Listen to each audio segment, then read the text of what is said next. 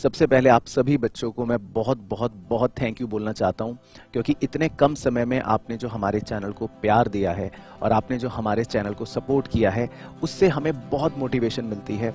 आपके इतने अच्छे इतने सारे कमेंट्स आते हैं हमारे पास कि सर हमारी पढ़ाई चल रही है आपके साथ, हमारे स्कूल में बहुत अच्छे मार्क्स आए हैं। तो ये सब पढ़कर, ये सब सुनकर मुझे भी बहुत मोटिवेशन मिलती है।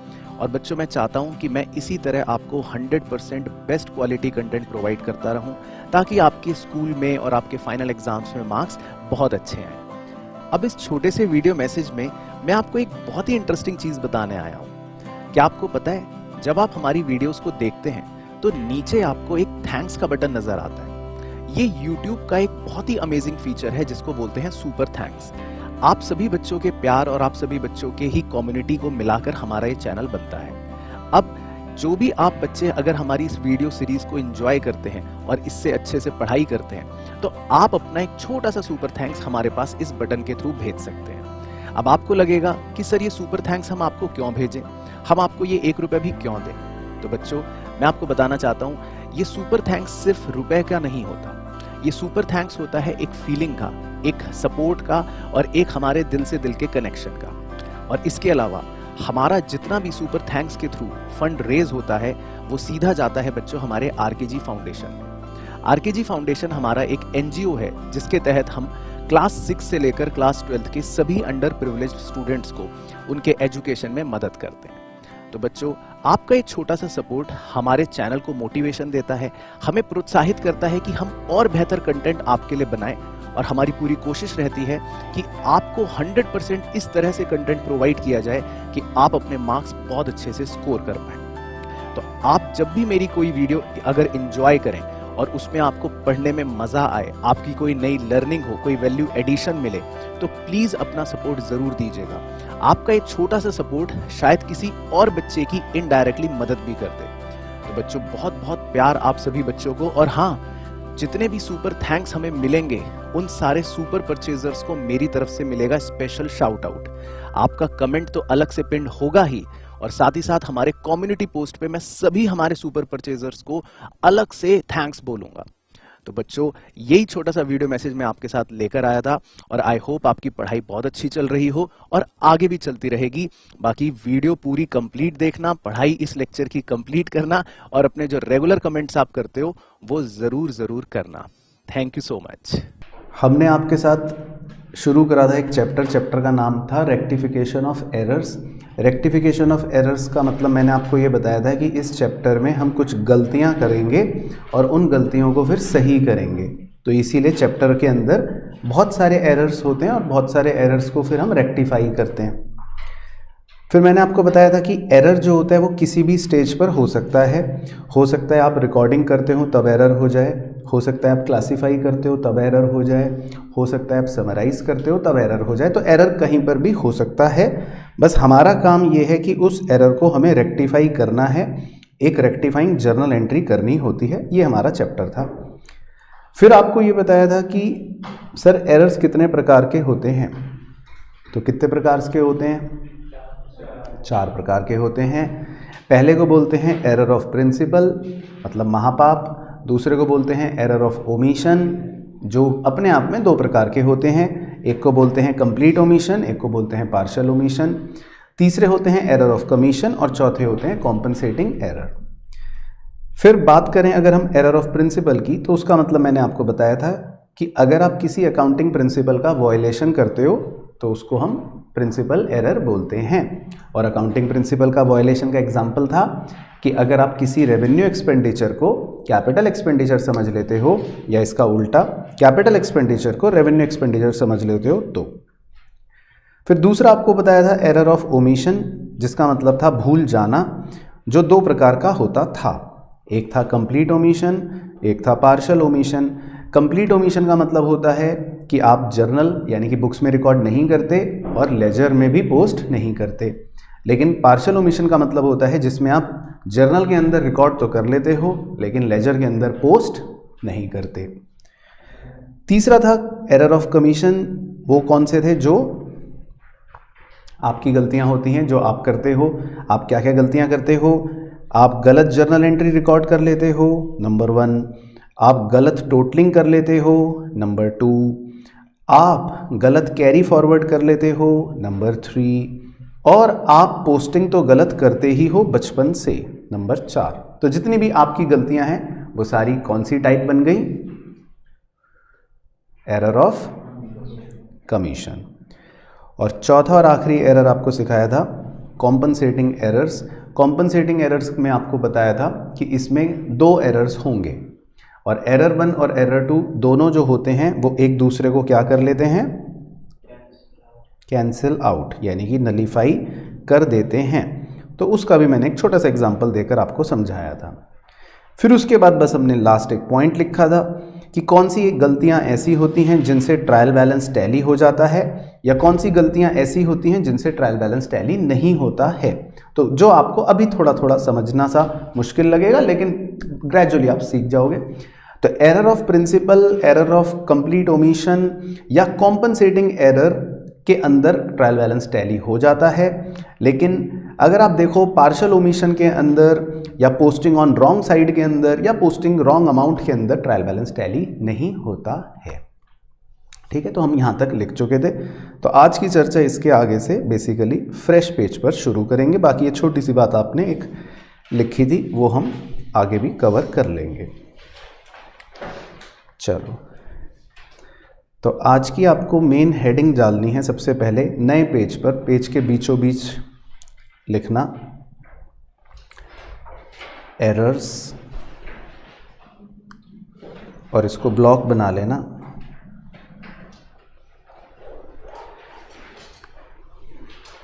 और इसके नीचे ब्रैकेट में लिखना rectification,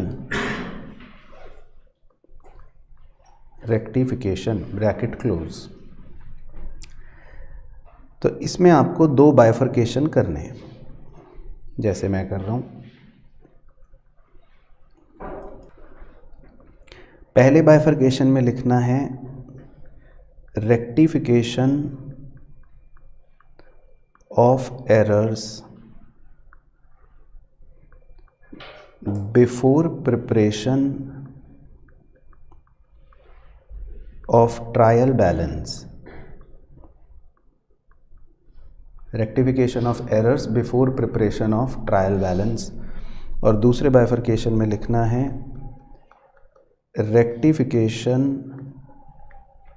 of errors after preparation of trial balance. Bracket में लिखना है बिफोर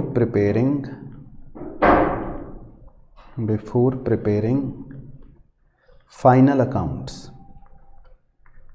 तो आपके 11th में बेसिकली कोर्स के अंदर ये 2 बातें होंगी, अभी सब समझाऊंगा, अभी आप लिखते रहो। तो इसमें 2 वर्ड्स को हाईलाइट या ब्लॉक करना है, पहली वाली साइड में बिफोर को और दूसरी वाली साइड में आफ्टर को। तो rectification of errors before preparation of trial balance, और दूसरी तरफ rectification of errors after preparation of trial balance. फिर इन दोनों के ही अंदर 2-2 बाइफरकेशन और करने हैं छोटे छोटे, दोनों के ही अंदर 2-2 बाइफरकेशन और करने हैं छोटे छोटे। पहले बाइफरकेशन में लिखना है वन साइडेड एरर्स, और दूसरे बाइफरकेशन में लिखना है 2 साइडेड एरर्स। ऐसी इसमें भी पहले बाइफरकेशन में लिखना है वन साइडेड एरर्स, और दूसरे बाइफरकेशन में लिखना है 2 साइडेड एरर्स।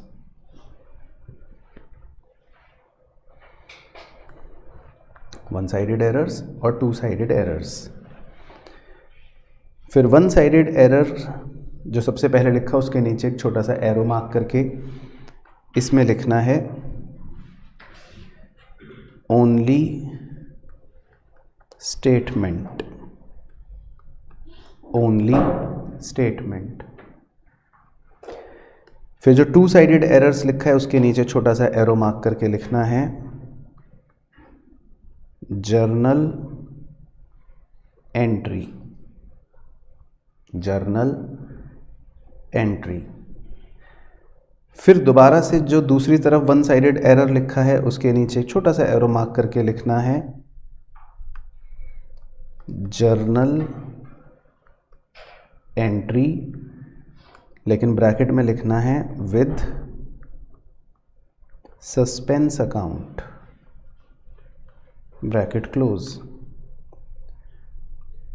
और फिर जो आखिरी टू साइडेड एरर लिखा है उसमें भी छोटा सा एरो मार्क करके लिखना है जर्नल एंट्री। तो बेसिकली ये पूरा चैप्टर है। जब आगे बढ़ेगा पूरा चैप्टर तो इस चार्ट के हिसाब से आगे बढ़ेगा। तो मतलब ये चार्ट जो है ये आपके लिए एक तरह से इंडेक्स हो गया मोटा मोटा कि भाई चैप्टर जो है वो ऐसे होगा, चैप्टर में ये बातें आगे बढ़ के खुल जाएंगी। तो जैसे किताब में इंडेक्स होता है ना पहले पेज पर, उसमें आपको चैप्टर की लिस्ट नज़र आ जाती है, तो ऐसे ही कुछ इस चैप्टर के अंदर मैं बता देता हूँ कि ये है क्या, क्या लिख रहे हैं हम।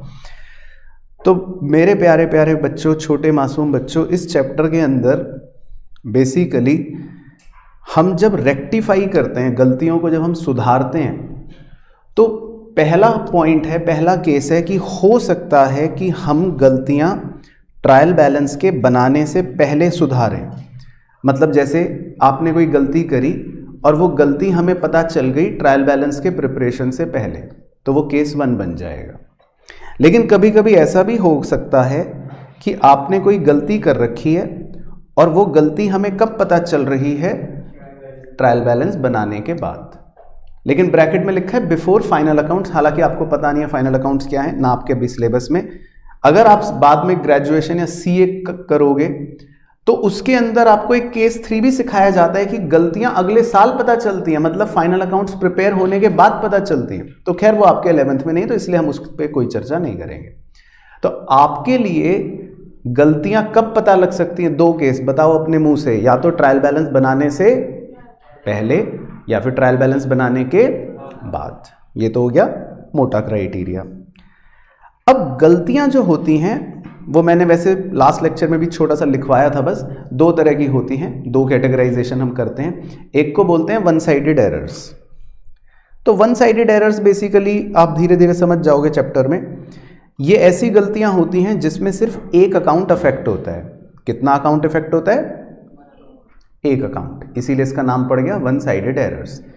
कुछ गलतियां ऐसी होती हैं जिसमें 2 अकाउंट्स अफेक्ट होते हैं, तो उनको कौन सी गलतियां बोल देते हैं?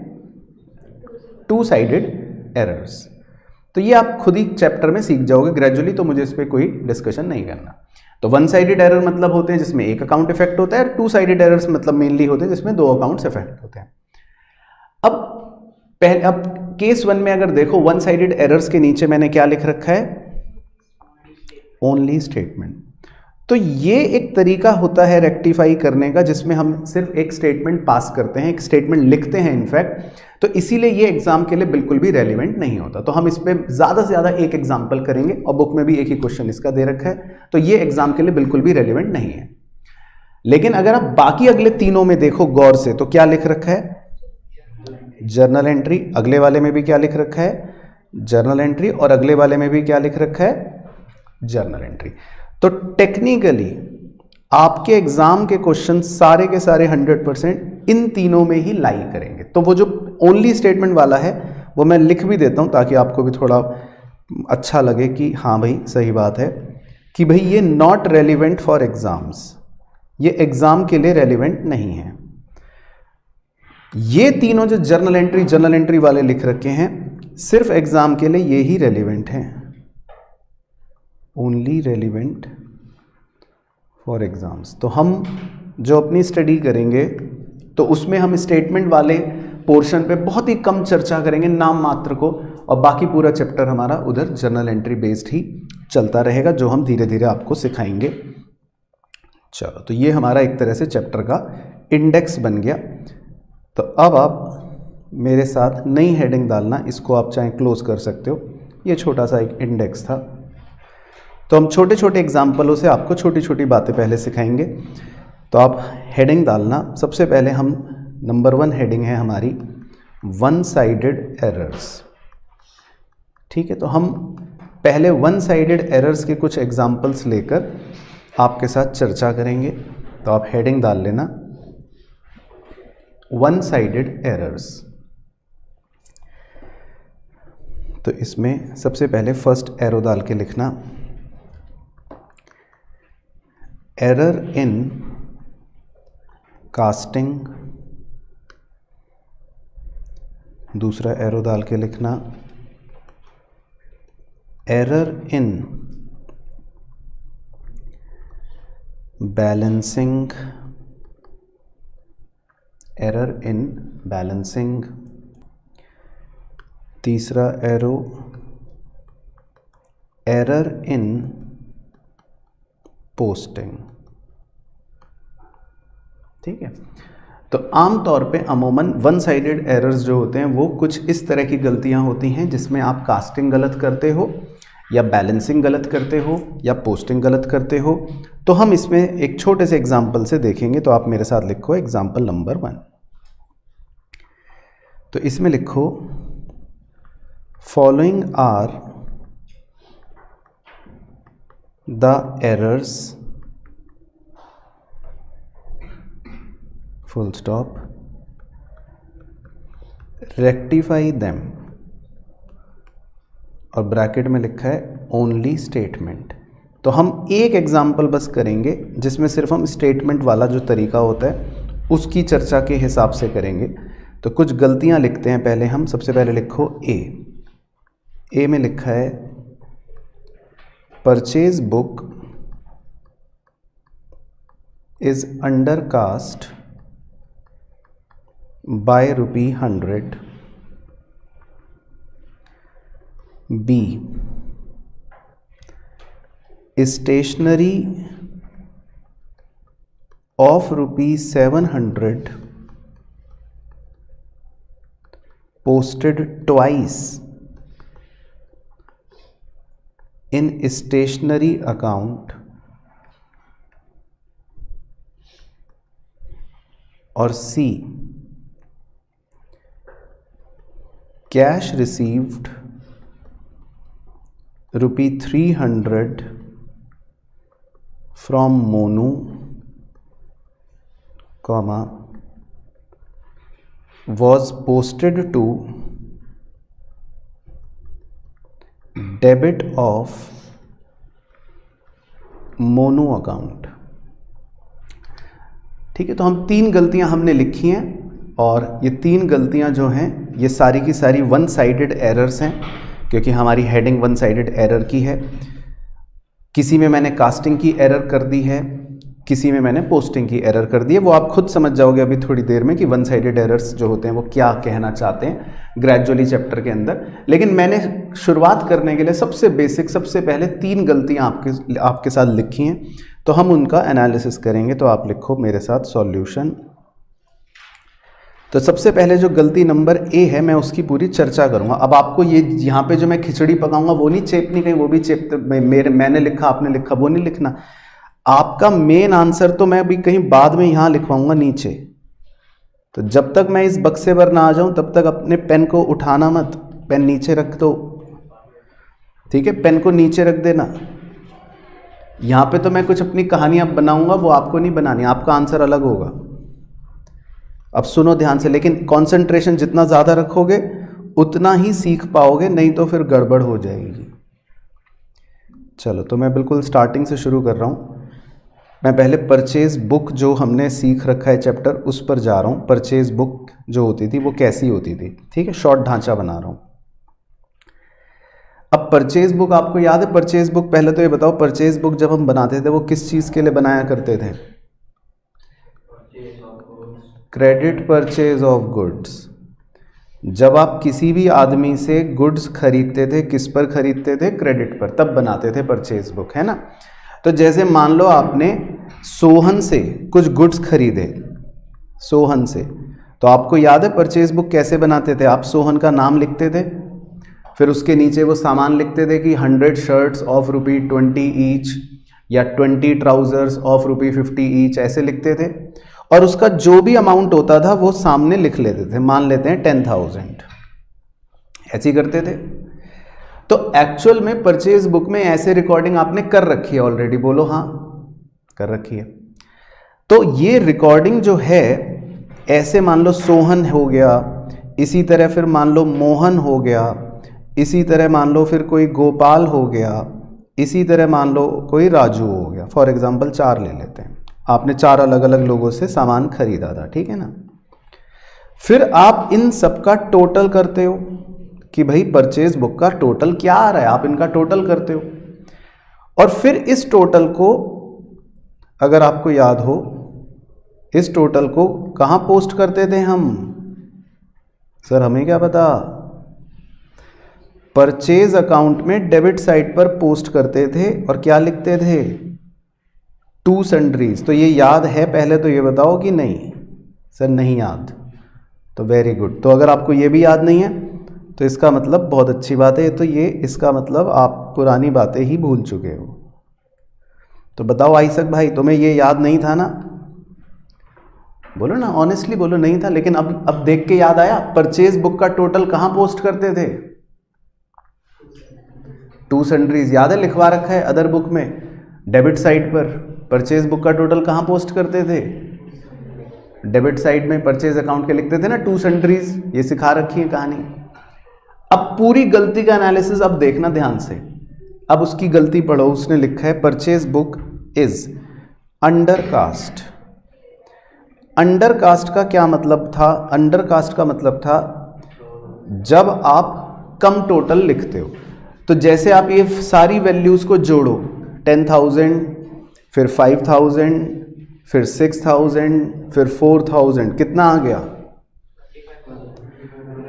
25,000 आ गया, है ना।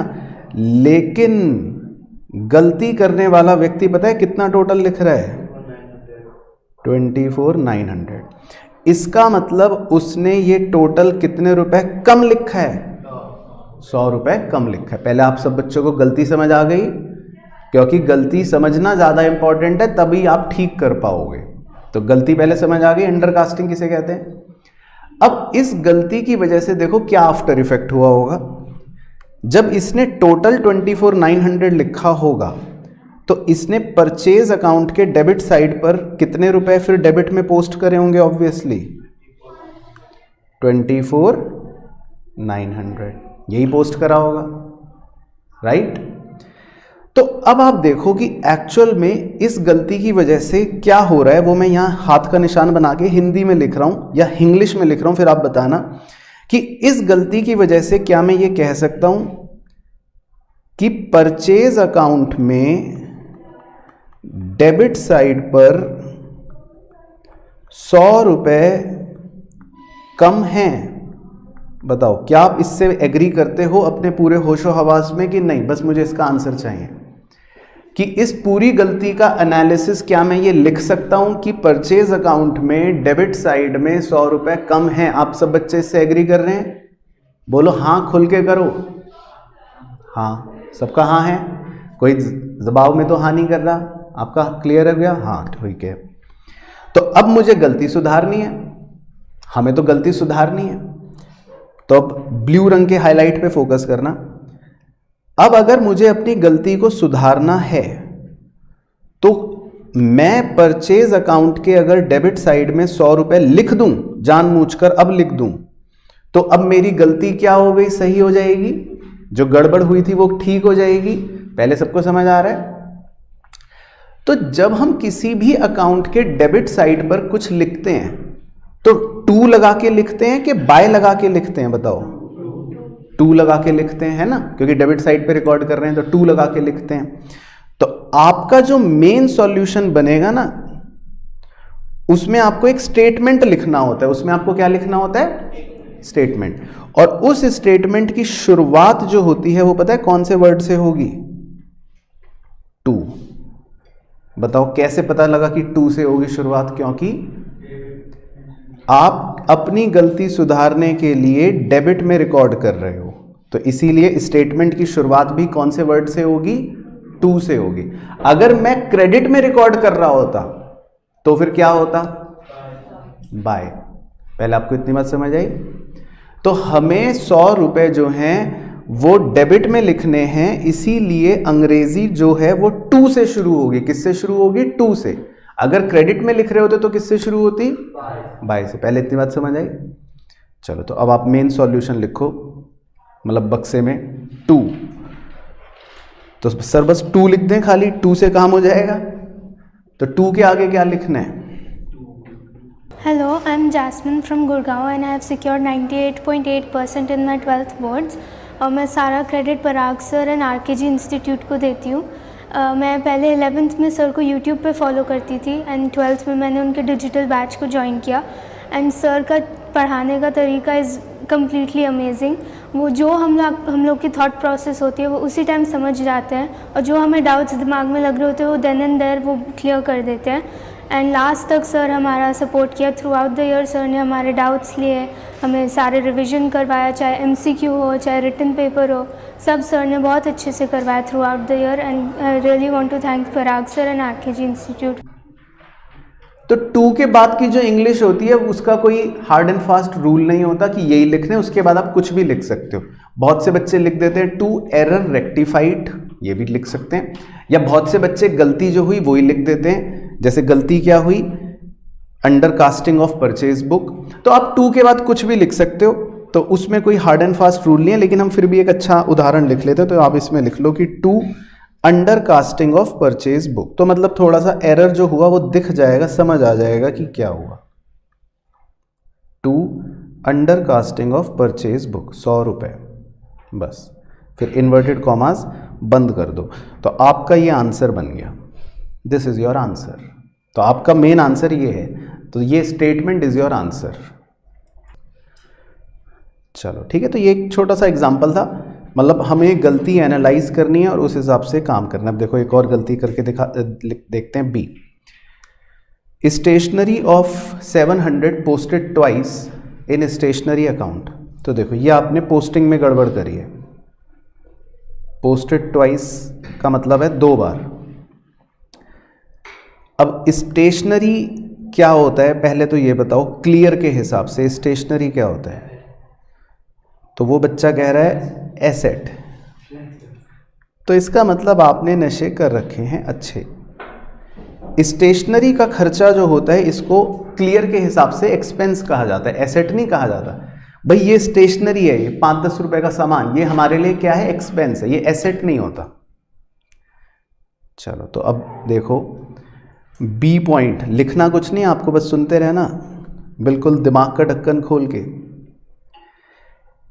अब हम अगर स्टेशनरी का खर्चा करते हैं, मतलब हम अगर स्टेशनरी का एक्सपेंस करते हैं, तो कौन बच्चा इसकी जर्नल एंट्री बताना चाहता है? ऐसे ही जर्नल एंट्री क्या होती है स्टेशनरी पे करने की? Stationery account debit to cash account. तो भाई सब बच्चे इससे एग्री कर रहे हैं कि स्टेशनरी की क्या एंट्री होती है? Journal entry stationery account debit to cash account.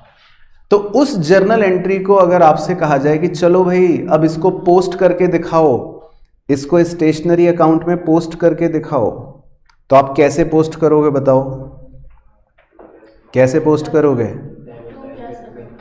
Debit side पे लिखोगे? बोलो ना हाँ। तो अब देखो इसको पोस्ट करने वाले व्यक्ति ने क्या गलती करी? इसको पोस्ट करने वाले व्यक्ति ने देखो क्या गलती करी, बताओ, आप बताओ क्या गलती करी मैंने? 2 बार पोस्ट कर दिया। मतलब जर्नल एंट्री एक ही है, stationery account debit to cash, लेकिन जिसने स्टेशनरी अकाउंट में इसको पोस्ट करा उसने कितनी बार पोस्ट कर दिया? 2 बार। तो पहले आपको गलती समझ आई, गलती क्या हो गई? ठीक है जी। अच्छा तो अब इस गलती का मतलब मैं हिंदी में लिख देता हूँ एक बार और, या इंग्लिश में लिख देता हूँ आपके लिए, कि इस गलती का मैं इफेक्ट ये कहना चाह रहा हूँ कि स्टेशनरी अकाउंट में डेबिट साइड 700 रुपये ज़्यादा लिख लिए। तो क्या आप मुझसे सहमत हैं? इस गलती से यही हुआ कि स्टेशनरी अकाउंट में डेबिट साइड 700 रुपये हमने ज़्यादा लिख लिए। एक ही बार लिखना था लेकिन हमने कितने लिख लिए? 2। राइट, पहले इतनी बात समझ आई। तो ये तो गलती का एनालिसिस हो गया। अब अगर मुझे अपनी इस गलती को सुधारना है तो बड़ी ही क्रूशल इंपॉर्टेंट गलती है ये वाली। वैसे तो अब इस गलती को सुधारने के लिए देखो मेरे पास क्या तरीका है, आप मत बोलना, मेरे को पूरा बोलने देना। इस गलती को सुधारने का एक तरीका तो ये है कि मैं वाइटनर लाऊं और ये जो एक्स्ट्रा 700 रुपये जो लिखा है इसको कट कर दूं कि भाई ये रब कर दो, ये हटा दो, ये मिटा दो, रब कर दो। ऐसा कर लेंगे तो ठीक हो जाएगी गलती? बोलो भाई, ऐसा करेंगे तो अब ठीक हो गया स्टेशनरी अकाउंट कि नहीं हुआ? पहले तो ये बताओ। हो गया ठीक। लेकिन हम ऐसा तो कर नहीं सकते क्योंकि जो रिकॉर्ड हो गई बात वो तो रिकॉर्ड हो गई। अब हम रब नहीं कर सकते, अब हम कटिंग नहीं कर सकते, तो ये तो अलाउ नहीं है, तो ये हटा दो, ये तो नहीं कर सकते। तो अब हम ऐसा आखिर क्या करें कि ये गलती हमारी ठीक हो जाए? बताइए सर। ठीक है, तो ये जो कह रहे हैं पहले मैं वो करके देखता हूं, मतलब कर देता हूं, फिर आप बच्चे बताना कि क्या वो सही है। ये कह रहे हैं कि सर आप बाएं वाली साइड पर, मतलब इस तरफ यहां पर 700 रुपये लिख लो, ऐसे लिख लो, तो ये लिखने से गलती जो है वो ठीक हो जाएगी। तो पहले आप बच्चे बताइए कि क्या ये ठीक कह रहे हैं, आप इनसे सहमत हैं या नहीं है सहमत? तो मैडम तो कह रही है हाँ सहमत है। और इधर की जनता कि ये बच्चा जो कह रहा है कि सर आप ऐसे उधर 700 लिख लो तो ठीक हो जाएगा, तो क्या ये बात ठीक हो गई? बताओ जी, हो गई? तुम तो नशे में हो, तुम्हें क्या पता। चलो अब सुनते हैं ध्यान से। तो देखो, खाली रटना हमारा लॉजिक नहीं है। आपने वो देखा है वेइंग मशीन जो होती है, वेइंग मशीन लोकल वाली जिसको हिंदी में तराजू कहते हैं, देखा है ना, जो सब्जी वाले अपने पास ऐसे हाथ में पकड़ते हैं, तराजू। तो थोड़ी देर आप उस तराजू को इमेजिन करो, और वो तराजू की खासियत ये होती है कि उसमें मतलब बैलेंसिंग जो होती है वो तभी होगी जब दोनों साइड बराबर होंगी। अब मान लो मैंने इधर एक वजन डाला 700 किलो, तो जैसे ही मैं इधर वजन डालूंगा 700 किलो, तो ये तराजू कैसा हो जाएगा? इस तरफ ज्यादा झूल जाएगा और उस तरफ ऊपर चला जाएगा, ऐसे ही बन जाएगा भाई, बोलो हाँ। अब लेकिन मैंने इसमें दोबारा से अगर एक और 700 डाल दिया तो ये तराजू कैसा बन जाएगा? पहले ही झुका हुआ था इधर, एक 700 और आ गया तो इधर बहुत ज्यादा झुक जाएगा और इधर तो और ऊपर हो जाएगा, तो ये तराजू कैसा हो जाएगा? ऐसा हो जाएगा। अब मैं ये चाहता हूं कि मेरा तराजू ऐसा होना चाहिए कि क्योंकि उसमें एक ही साइड बस 700 रुपए होने चाहिए थे एक ही बार, लेकिन मैंने गलती से 2 बार उसमें 700 डाल दिए, मैंने गलती कर दी। अब इधर से मैं वजन उठा नहीं सकता, मेरे हाथ बांध रखे हैं किसी ने, तो अब मुझे क्या करना पड़ेगा कि मेरा तराजू, मेरी वेइंग मशीन जो है वो ऐसे बराबर हो जाए कि वो बिल्कुल इसकी तरह बन जाए। क्या करना पड़ेगा? तो अगर मैं इस तरफ यानी कि इस दूसरी तरफ 700 रुपए रख दूं तो अब मेरा तराजू कैसा बन जाएगा? देखो भाई, आराम से विजुअलाइज करना, थोड़ी सी फिजिक्स भी लग रही होगी शायद इसके अंदर। तो आपका 700 इधर वजन होगा, 700 इधर वजन होगा और एक 700 वजन इधर होगा। तो इस तराजू का भी जो एक तरह से बैलेंसिंग है इस तराजू के अंदर, 700 डेबिट साइड और एक 700 क्रेडिट साइड, तो इस तराजू की बैलेंसिंग और इस तराजू की बैलेंसिंग सेम होगी कि नहीं, बस ये बता दो तो मैं मानूंगा कि आप सही कह रहे हो, नहीं तो नहीं। कि जो तराजू की बैलेंसिंग ये है, क्या उसी सेम तराजू की बैलेंसिंग इस तरह भी होगी कि नहीं होगी? सब बच्चे से एग्री कर रहे हैं, होगी ना? तो इसका मतलब उन महोदय ने जो आंसर दिया था वो बिल्कुल करेक्ट दिया था। यानी कि आपने अगर डेबिट साइड में 700 रुपए फालतू डाल दिया तो इस गलती को ठीक करने के लिए आप 700 रुपए को क्या कर दोगे? क्रेडिट साइड पर डाल दोगे, तो ये ऑटोमेटिकली गलती क्या हो जाएगी? ठीक हो जाएगी। ठीक है, तो उन्होंने सही आंसर दिया था। चलो, ये तो हो गई हमारी कलाकारी। अब मेन सॉल्यूशन बताओ कि आपका स्टेटमेंट कैसे बनेगा इस बार, बताओ। इस बार स्टेटमेंट की शुरुआत कैसे करोगे? टू से करोगे कि बाय से करोगे? बाय से करोगे। तो लिख लो मेरे साथ। तो एक बच्चा जा भी रहा है, उसको बाय कर देते हैं, बाय। ठीक है, तो तुम तो लिखो, उसको बाय करने दो। तो लिखो अपना मेन आंसर। तो आपका मेन आंसर बन जाएगा बाय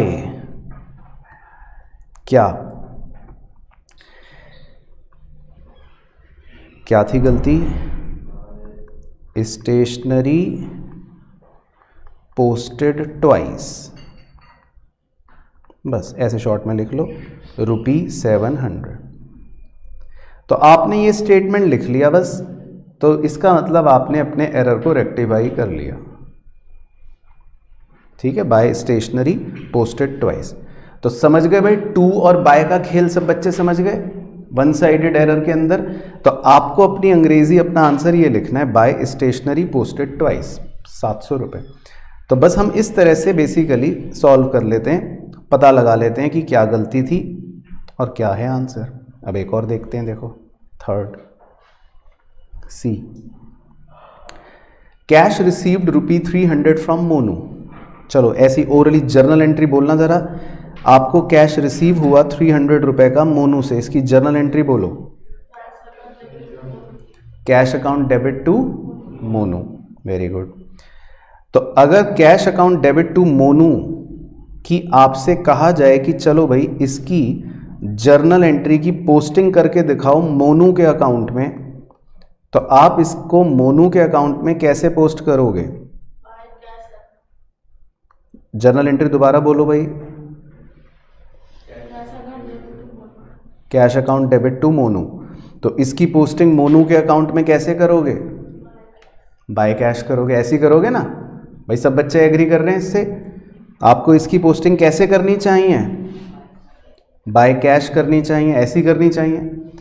लेकिन आपने जो गलती करी वो पढ़ो, अब आपके पैरों तले अब जमीन खिसक जाएगी। गलती पढ़ो क्या हुई। Was posted to the debit of Monu account. तो आप बच्चे ऐसे मुंशी हो, ऐसे नलायक मुंशी हो कि आपने पोस्टिंग में क्या गलती करी बताओ? हाँ, आपने गलती से, ये गलती लिख रहा हूं, आपने क्या गलती करी? आपने गलती से डेबिट साइड में पोस्ट कर लिया। ओ माय गॉड, तो मतलब ये आपने गलती कर दी। होना चाहिए था क्रेडिट साइड पर पोस्ट, पर आपने डेबिट साइड में पोस्ट कर दिया। पहले गलती समझ आई? तो अब देखो इसका एनालिसिस तराजू बना के करता हूं। इसका मतलब आपके तराजू में क्रेडिट साइड में 300 होना चाहिए था, डेबिट तो चलो खाली, ऐसा होना चाहिए था आपका तराजू। ठीक है ना, आपका तराजू ऐसा होना चाहिए था। लेकिन आपकी नालायकी की वजह से आपका तराजू कैसा हो गया? उल्टा हो गया। इधर 300 आ गया और उधर ऊपर चला गया। तो अब आप क्या करोगे? कितने बट्टे रखोगे? 600 रखोगे भाई। सबको बात क्लियर हो गई। अब आप यहां पर कितने बट्टे रखोगे? मतलब बट्टे मतलब कितना वजन रखोगे? 600 रखोगे। तो जैसे ही आप इधर 600 रखोगे तो अब ये तराजू कैसा दिखना शुरू हो जाएगा? 300 इधर और इधर वजन ज्यादा आ गया, 600 आ जाएगा इधर। तो क्या ये तराजू और ये तराजू सेम है? मतलब बैलेंसिंग के हिसाब से क्या ये वाला तराजू और वो वाला तराजू सब सेम है? सब बच्चों को समझ आ रहा है? ठीक है, वेरी गुड। तो भाई सबको क्लियर हो रहा है पॉइंट? तो वेरी गुड। तो अब ये बताओ, मुझे अपनी गलती सुधारने के लिए क्या लिखना पड़ेगा? बाय 600, यही करना पड़ेगा। सब बच्चों को क्लियर हो गया? तो अब इसका स्टेटमेंट बताओ, आप बताओ कि अब मेन आंसर क्या बनेगा? सर हम कैसे बताएं? तो बताओ क्या अंग्रेजी बनेगी?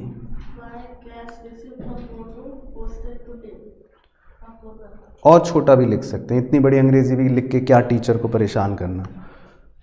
तो बताओ क्या बनाएंगे अंग्रेजी?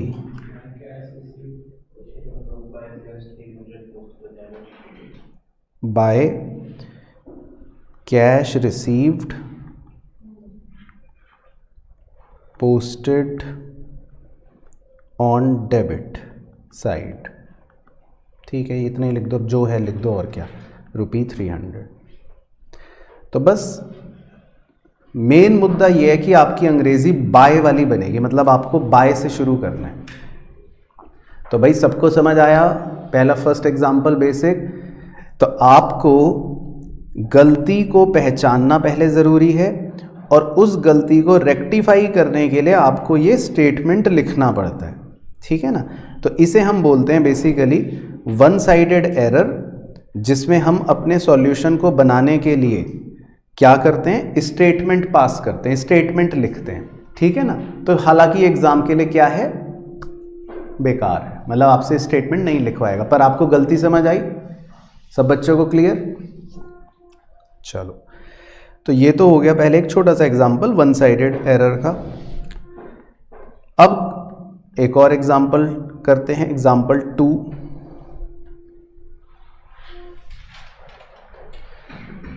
तो इस एग्जांपल 2 में लिखते हैं following are the errors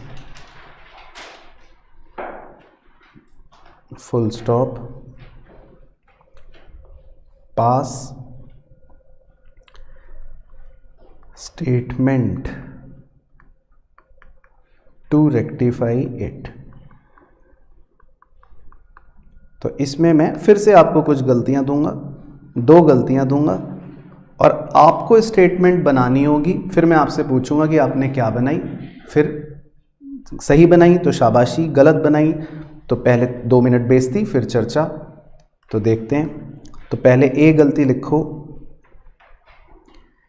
sales return book is overcast by ₹400। ठीक है, इसमें आप दिमाग लगाना हमारे पुराने क्वेश्चन के सेम एग्जाम्पल 1 की तरह। उसमें मैंने कौन सी बुक के से समझाया था, अंडरकास्ट समझाया था, और कौन सी बुक का समझाया था, परचेज बुक का। तो अब आपको इसमें अपने आप उसी तरह दिमाग लगाना है पहले में। तो ठीक है सर, हमसे लगेगा नहीं वैसे तो। और बी दूसरी गलती भी लिख लो, cash paid ₹600 to Raju is posted in Raju account on credit side as ₹700। चलो ठीक है, तो 2 एरर्स मैंने आपको दिए, दोनों वन साइडेड एरर्स ही हैं, मतलब वही जो हमने सीखे उसी तरह दिमाग लगाना है और आपको अपना आंसर बनाना है। ठीक है, तो पहले आप करो फिर हम डिस्कस करते हैं।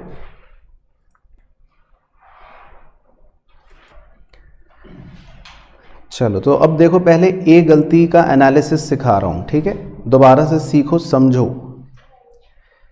सेल्स रिटर्न बुक आपने बनाई थी, सेल्स रिटर्न बुक, ठीक है। अब बातें नहीं करना, अब जो भी बातें करते हुए पकड़ा गया तो आप सोच भी नहीं सकते आपके साथ क्या किया जाएगा। तो ये बताइए जी, सेल्स रिटर्न बुक जो होती थी वो आपको पढ़ाई थी अदर बुक, उसमें आप अलग अलग लोग जिनको भी सेल रिटर्न करते थे, मान लेते हैं मोनू, उसका नाम लिखते थे 2000, सोनू उसका नाम लिखते थे 3000, गोपाल उसका नाम लिखते थे 1000। तो फिर उनके टोटल को आप सेल्स रिटर्न अकाउंट के अंदर ये बता दो बस कहाँ पोस्ट करते थे। सेल्स रिटर्न अकाउंट के अंदर क्या सिखाया था कि इसके टोटल को कहाँ पोस्ट करते थे, डेबिट साइड करते थे, याद है, लिखते थे ना, डेबिट साइड पर पोस्ट करके क्या लिखते थे, टू सन्ड्रीज, ये सिखाया था। तो अब आप इस चैप्टर की खूबसूरती को जरा ध्यान से गौर करो कि जिस बच्चे को अगर यही नहीं पता कि गलती क्या हो रही है तो वो उसको रेक्टिफाई कैसे करेगा, बात समझ आ रही है। तो ये चैप्टर उन बच्चों के लिए थोड़ी मुश्किलें पैदा करता है जिनको पुराने चैप्टरों की या कुछ बेसिक बातों की जानकारियां नहीं होती।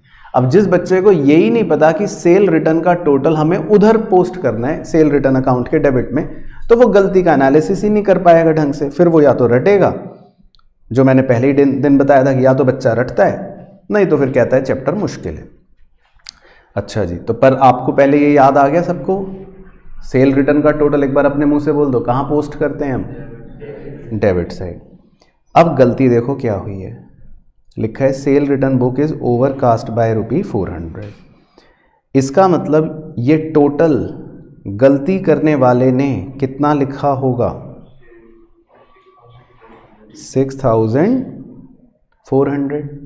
उसने ये टोटल लिखा होगा, तो इसका मतलब उसने जो पोस्ट करा होगा सेल्स रिटर्न के डेबिट साइड पर वो भी कितना पोस्ट करा होगा? 6400। ये गलती हुई होगी। अब इस पूरी गलती का मैं इंटरप्रिटेशन अगर इंग्लिश में लिखूं तो मैं ये लिख सकता हूं इस गलती का इंटरप्रिटेशन कि सेल्स रिटर्न अकाउंट के डेबिट साइड पर 400 रुपये ज़्यादा हैं। तो क्या आप पहले ये बताओ, इससे एग्री करते हैं? इस एनालिसिस से सब बच्चे एग्री करते हैं कि गलती का एनालिसिस ये है? सब बच्चे तुम बोलो हाँ, ठीक है। तो इसका मतलब ये कि आपके तराजू में डेबिट साइड में 400 रुपये ज़्यादा रखे हुए हैं। आपका तराजू अभी ये है, आपके तराजू में डेबिट साइड पर 400 रुपये ज़्यादा रखे हुए हैं। तो बताओ आइसक भाई, तुम बताओ, चलो अब क्या करोगे इसको ठीक करने के लिए? अगर 400 रुपये डेबिट साइड पर ज़्यादा रखे हुए हैं तो कैसे इस गलती को सुधारोगे बताओ? तो देख रहे हो आंसर निकल नहीं रहा मुंह से, दिमाग चल नहीं रहा। तो कौन बच्चा बताएगा भाई इस गलती को सुधारने के लिए क्या करें हम? Very good. तो जब हम 400 रुपये को क्रेडिट साइड पर रख देंगे या लिख लेंगे तो आपका तराजू थोड़ा सा इस तरह से बन जाएगा, ऐसा बन जाएगा। तो आइसक भाई तुम बस चलो यही बता दो कि ये वाला तराजू और ये वाला तराजू जिसमें 6000 रखा हुआ है, क्या ये दोनों सेम बात है या नहीं? ये बता दो। चलो तुम बस इतना फिजिक्स लगा के बताओ कि ये दोनों बैलेंसिंग सेम है कि नहीं। इससे एग्री कर रहे हो? सेम है।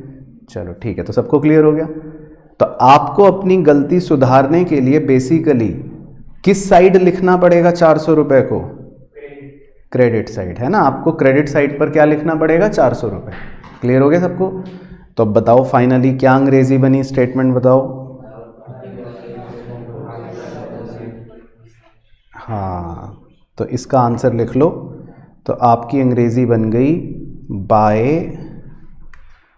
Overcasting of sales return book ₹400। अच्छा, अब ये सोचने की भूल बिल्कुल भी मत करना। कहीं बच्चा सोच रहा अरे यार ये छोड़ो ना, एग्जाम में थोड़ी ना आएंगे, तो सर ने तो पहले ही कहा था स्टेटमेंट वाले थोड़ी ना आते हैं। ये सारे सेम एरर्स जर्नल एंट्री में भी होते हैं। तो बात यह है कि आपको गलतियां पकड़ में आनी चाहिए। बात यह नहीं कि आप स्टेटमेंट कर पा रहे हो कि नहीं, स्टेटमेंट नहीं आएगा, इन्हीं एरर्स का आपको क्या करना पड़ेगा? Journal entry. तो तब आपको फिर से सांप सूंघेंगे। बात समझ आ रही है? तो इसलिए फोकस किस पर करना है आपको?